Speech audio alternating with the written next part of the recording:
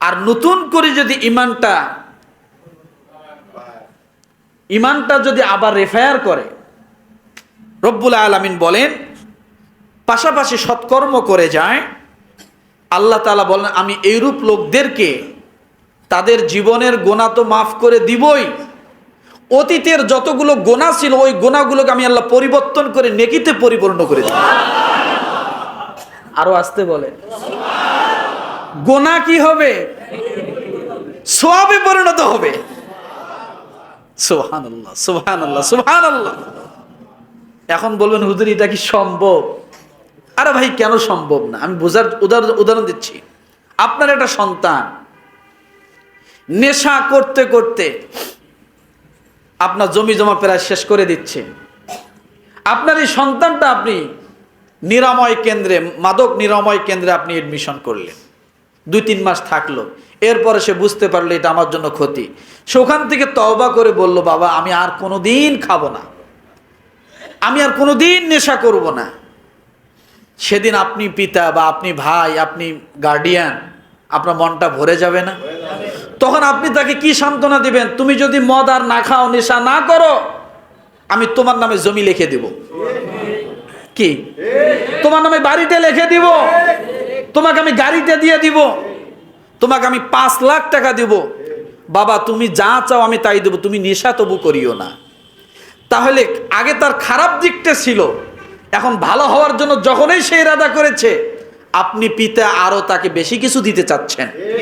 আল্লাহ বলে বান্দা শিরক করছো, শুধু একবার তওবা করে লা ইলাহা ইল্লাল্লাহর পরে নাও, নেক কাজ করার চেষ্টা করো, আমি আল্লাহ তোমার অতীত জীবনের সমস্ত গুনাহগুলোকে সওয়াবে পরিণত করে দেব। ইল্লা মান তাবা ওয়া আমানা ওয়া আমিলা আমালান সালিহা ফাউলাইকা ইউবাদদিলুল্লাহু সাইয়্যাতিহিম হাসানা ওয়া কানাল্লাহু গফুরুর রহিমা। আল্লাহ লাস্টে যা বলতেছেন, আল্লাহ তো অতি ক্ষমাশীল, পরম দয়ালু। আমরা তো সেই দয়ালুর বান্দা হতে চাই, কি বলেন? রহমানের বান্দা হতে চাই। তাহলে এই 3 গুনাহ, 1 নাম্বার শিরক করব না, 2 নম্বরে অন্যায়ভাবে হত্যা, ব্যভিচারে লিপ্ত, রাজি আছেন? আল্লাহু আকবার, আল্লাহু আকবার। ও মুসলমান, রব্বুল আলামিন ডাক দিয়ে বলেন বান্দারে, 8 নাম্বার রহমানের বান্দার গুণ হবে ওয়াল্লাযীনা লা ইয়াশহাদুনাজ যুর। 8 নাম্বার গুণটা হবে, যে ব্যক্তি রহমানের বান্দা হতে চায় তার গুণটা হবে সে কখনো মিথ্যা সাক্ষী কোথাও হবে না, মিথ্যা সাক্ষ্য দিবে না। কি দিবে না? জোরে বলেন। এইটা আমাদের সমাজে এখন আছে না নাই? এই মিথ্যা সাক্ষ্য দিয়ে কত আলেমদেরকে মেরে ফেলা হলো, কত আলেমদেরকে জেলখানায় ভরা হলো, কত মানুষকে দুনিয়া থেকে শেষ করে দেওয়া হলো, একমাত্র মিথ্যা সাক্ষীতে দেশ ছাড়া করা হলো, নির্দোষকে দোষী বানানো হলো, চুরি করে নাই চোর বানানো হয়েছে, হত্যা করে নাই হত্যাকারী বানানো হয়েছে, দেশদ্রোহর কোনো কাজ করে নাই কিন্তু রাজাকার বানানো হয়েছে। কথা ঠিক কিনা? কি করলেন? কি হলো? নিজের জীবনটা এখন ফেরিওয়ালা হয়ে গেছে। কি হয়ে গেছে? মানুষের ক্ষতি করলে নিজের ক্ষতি হয়, প্রমাণ আছে না নেই? মানুষের ক্ষতি করলে নিজেদের ক্ষতি হয়, এটাই বাস্তব। শিখুন এখান থেকে, এখান থেকে শিখুন, এই আলোচনাগুলো থেকে শিখুন, নিজের জীবনে ধারণ করার চেষ্টা করুন। অন্যের ক্ষতি করলে নিজের ক্ষতি হয়, অন্যের গাতায় পড়লে নিজের গাতায় পড়তে হয়।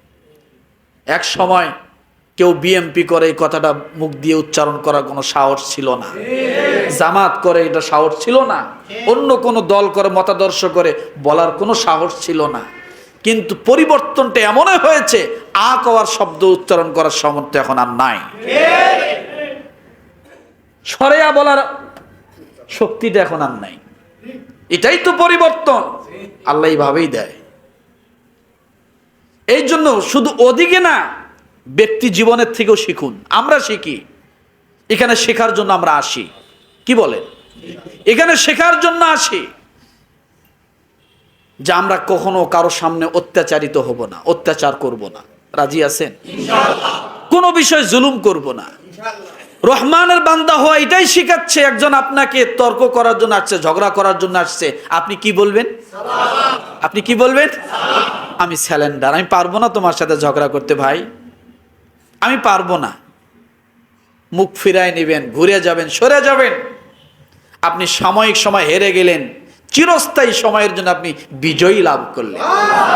এটাই শিখাচ্ছে এই আলোচনা থেকে। কথা ঠিক কিনা? তাহলে মিথ্যা সাক্ষী দেওয়া যাবে? এরপরে রব্বুল আলামিন বলেন 9 নম্বর গুণ, ওয়াইদা মাররু বিল্লাগফি মাররু কিরামা। রহমানের বান্দা যারা হবে তারা বেহুদা কথায় সময় নষ্ট করবে না, বেহুদা কাজেও সময় নষ্ট করবে না, অনর্থক কাজে ঘোরাঘুরি করবে না, তাস খেলায়া জুয়া খেলায়া সময়টা পাস করবে না, অর্থের দণ্ড করবে না, লুডু খেলায় রাত জায়গায় শেষ করবে না, খামাখা মোবাইল দিকে রাতটা একবার নষ্ট করে দেবে না। আল্লাহ বলেন যারা রহমানের বান্দা হবে তারা প্রতিটা সময়কে হিসাব করে করে তারা সময়টাকে পরিচালনা করবে। আমাদের সমাজেও কত সময় এখন নষ্ট হচ্ছে। বর্তমান যুগের ছেলেমেয়েরা বাবাকে চায় না, মাকে চায় না, মোবাইল চায়। কি চায়? বাবাকে চায় না, মাকে চায় না, মোবাইল চায়। বাস্তবতা আছে না? ভাত চায় না, কিছু চায় না, টাকা চায় মোবাইলে এমবি ঢোকানোর জন্য। সমাজ শেষ হয়ে যাচ্ছে।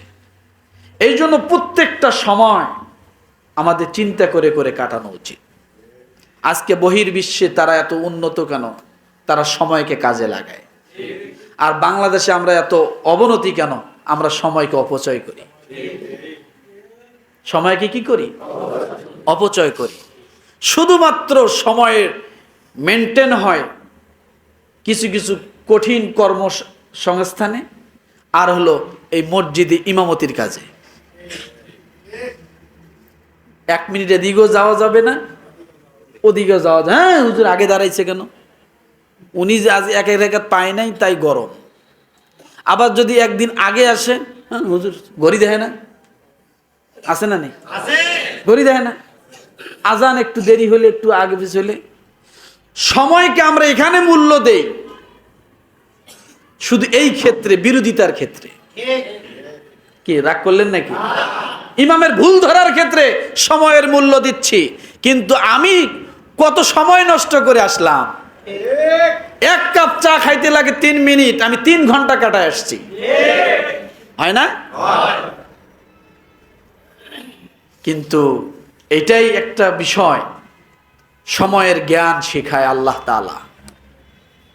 এখান থেকে শিক্ষা দিচ্ছে, ওয়াইদা কামু ইলাস সালাতি কামু কুসালা। মুনাফিকরা ছটপট করবে, আসলে এটা ঠিক না। মনে থাকবে?